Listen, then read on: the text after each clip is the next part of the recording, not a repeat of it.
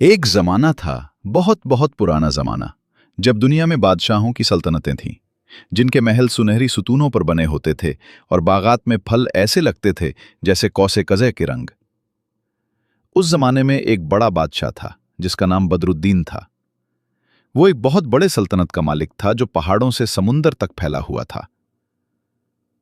बादशाह बदरुद्दीन के 3 बेटे थे। सबसे बड़ा शहजादा फरहाद, दूसरा शहजादा अकबर और सबसे छोटा शहजादा जरीन। शहजादा जरीन सबसे होशियार और मेहरबान था।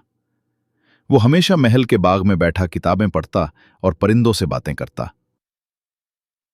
एक दिन जब मौसम बहार का था और फूलों की महक हुआ में बिखरी हुई थी, शहजादा जरीन महल के एक पुराने हिस्से में घूम रहा था। वहां एक बूढ़ा दरबान था जिसका नाम बाबा रहीम था। बाबा रहीम की आंखें सफेद हो चुकी थीं, लेकिन उसकी याददाश्त तेज थी।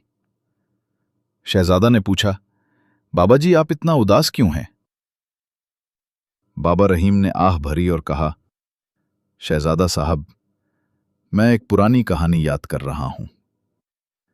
यह कहानी उस जंगल की है जो महल के पीछे है, जादुई जंगल।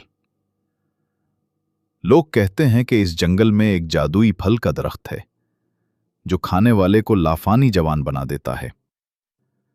लेकिन उस दरख्त तक पहुंचने वाला कोई वापस नहीं आता, क्योंकि जंगल में राक्षस और जादूगर रहते हैं। शहजादा जरीन की आंखों में चमक आ गई।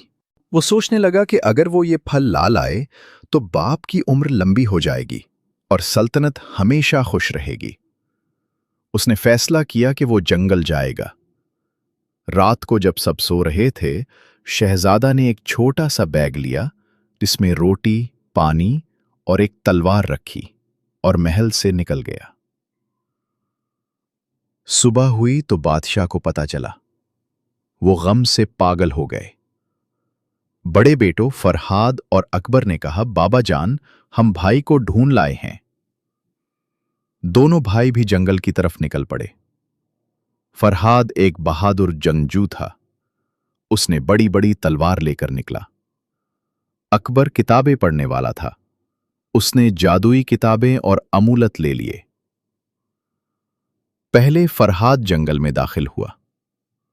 जंगल घना था। दरख्तों की शाखें आसमान को छू रही थीं और जमीन पर पत्तों की चादर बिछी हुई थी। हवा में अजीब सी आवाजें आ रही थीं, जैसे कोई सरगोशियां कर रहा हो।